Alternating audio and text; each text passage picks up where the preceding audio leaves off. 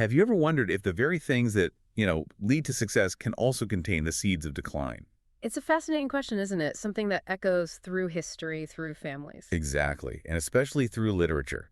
Welcome to the deep dive, everyone. Today we're plunging into Thomas Mann's absolutely monumental 1901 novel, Buddenbrooks, The Decline of a Family. And it really is monumental, not just a story about one household, right? It's this huge saga looking at wealth, ambition, the human spirit across generations. And Mann was, what, 26 when it came out? 26, it's staggering to produce something so sophisticated, so sweeping at that age. Truly remarkable. Yeah, and its importance was clear pretty early on. I mean, the Swedish Academy, when they gave Mann the Nobel Prize for Literature in 1929, they specifically cited Buddenbrooks As the main reason? as the principal reason, yeah. That tells you everything about the impact of this effectively debut novel. Wow. Okay, so our mission today is to really unpack this incredibly rich, multi-layered work. We want to explore how Mann masterfully shows the fall of this wealthy North German merchant dynasty. And uncover insights that honestly still feel relevant today. We'll look at the characters, Mann's unique ways of telling the story. The narrative techniques. Yeah. And the powerful themes that make it such a timeless classic. Right. We hope you'll see how its lessons might apply in, well, unexpected ways in your own life, too. Definitely. So let's start by setting the scene. We need to transport ourselves to Lübeck, Germany. The period is roughly 1835 to 1877. Right. And the Buddenbrooks, they're a big deal. Wealthy, respected grain merchants, pillars of the Hanseatic bourgeoisie, that powerful Northern European trade leagues, merchant elite. They're really at the top of their game, socially and economically. Absolutely. The firm itself goes way back, founded in 1768 by the first Johann Buddenbrook. He was religious, very enterprising. And he left advice, didn't he, in a family notebook? He did. Practical stuff, including that famous motto, "My son, attend with zeal to thy business by day, but do none that hinders thee from thy sleep by night." Interesting. Business first, but not at all costs. Kind of. It sets a clear value system.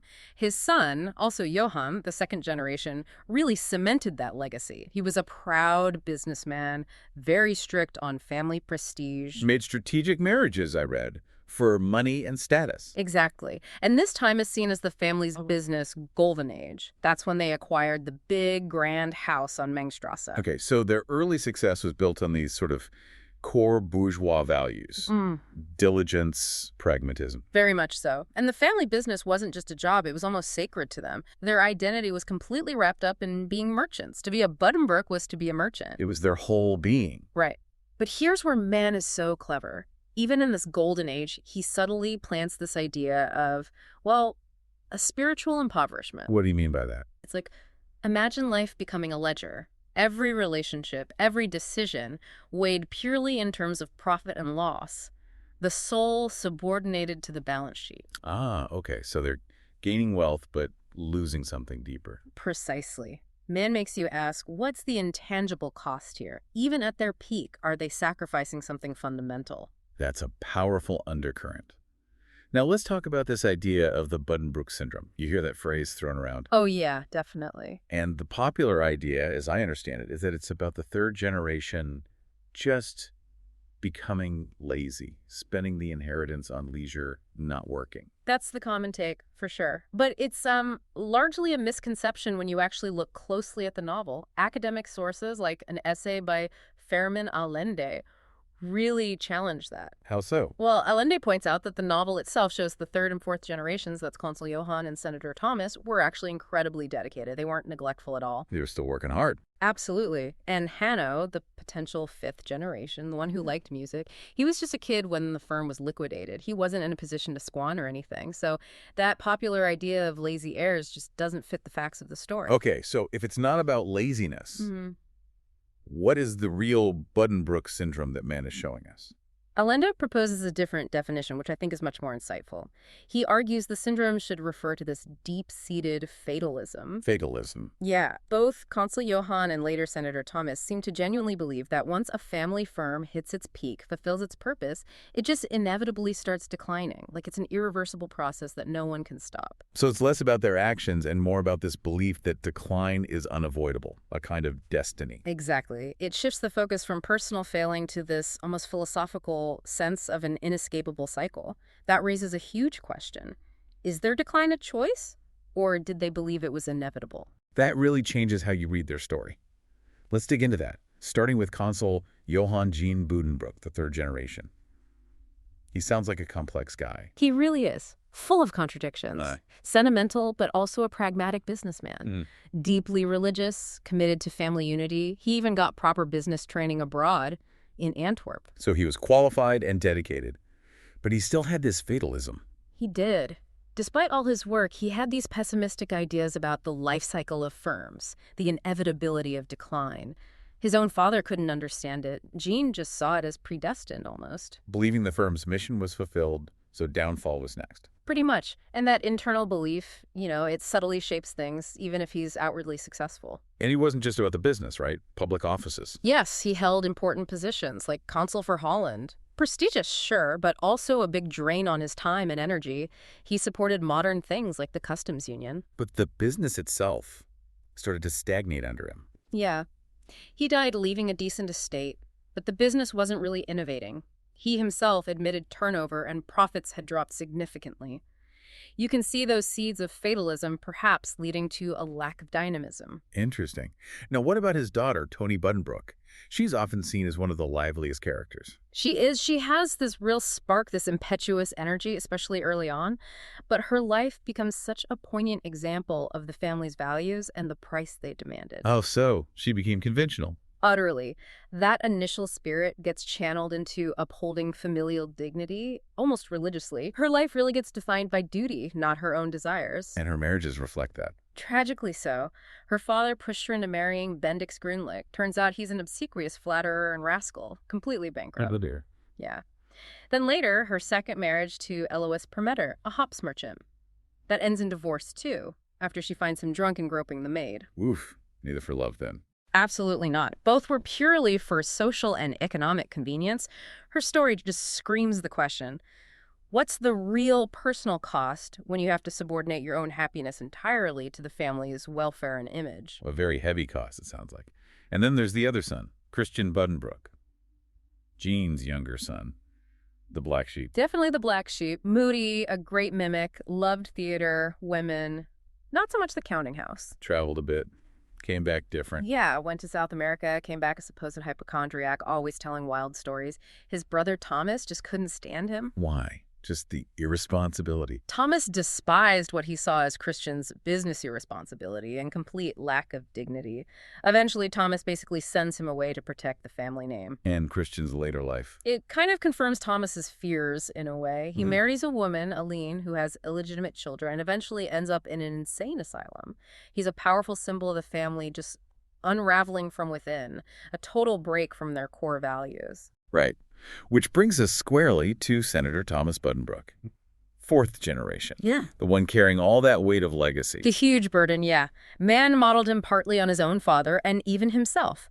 Thomas is meant to be the last effective patriarch. And he starts out strong.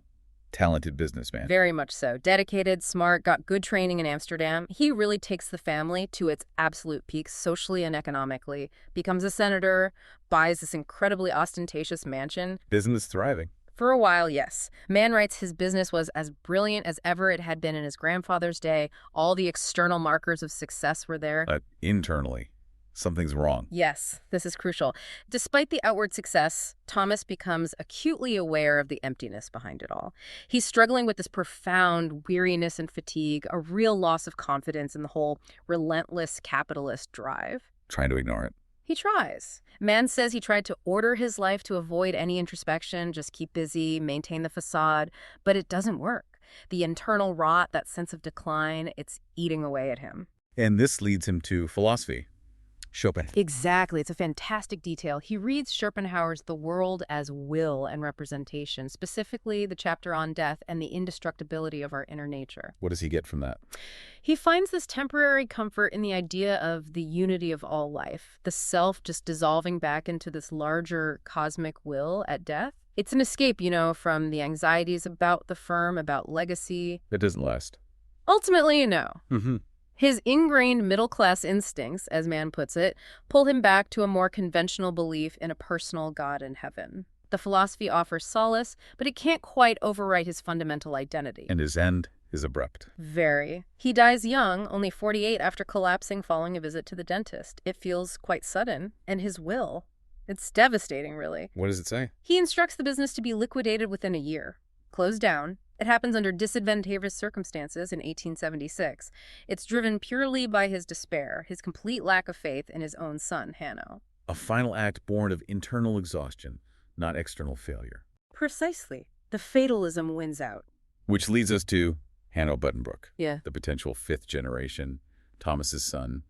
The end of the line, really. The final quiet whimper, as you said. Hanno is the complete antithesis of the early Buddenbrooks.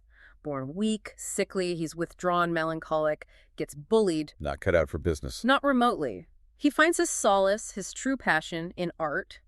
Specifically music. He loves Wagner, Tristan, when he's older especially. Inherited from his mother. Yes, his mother, Gerda Arnoldson, was a violin virtuoso. Thomas, his father, is just deeply disappointed. He tries to force Hanno towards business, but Hanno finds commerce utterly abhorrent. A total clash. Art versus commerce. Exactly. And Hanno really comes to symbolize the family's decadence, its inability to sustain that original bourgeois drive. And he dies young, too. Very young, just 16 from typhoid fever in 1877. Mann portrays his death almost as a kind of constitutional inability to survive in the world his family built. It's like the energy has just run out. What happens after that? His mother, Gerda, goes back to Amsterdam. All that's left in Lübeck are Tony, now bitter and aged, and her family clinging to this sort of wavering belief in meeting everyone again in the afterlife. The Buddenbrook commercial dynasty is gone. Wow.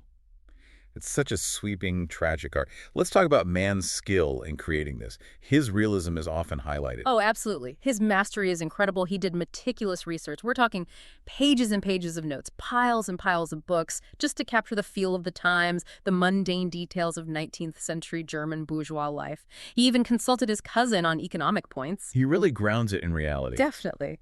And he weaves in real historical events, the 1848 revolutions, the Austro-Prussian War, the founding of the German Empire. It brilliantly shows Germany's rise as a nation happening at the same time as this one prominent family's decline. Connecting the macro and the micro. Exactly, and there's a sharp social critique, too. Society is shown as rigidly class-based. People who don't conform, like Christian, face silence or censure. Mann shows how even the victims of society end up being its willing executioners, upholding the system that crushes them. That's chilling. He also uses symbolism very effectively, doesn't he? Masterfully. Objects become charged with meaning. Houses, for instance.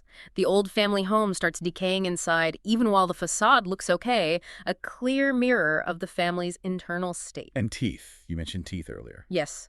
Rotting teeth become this recurring motif, a leitmotif, signifying decay, decadence.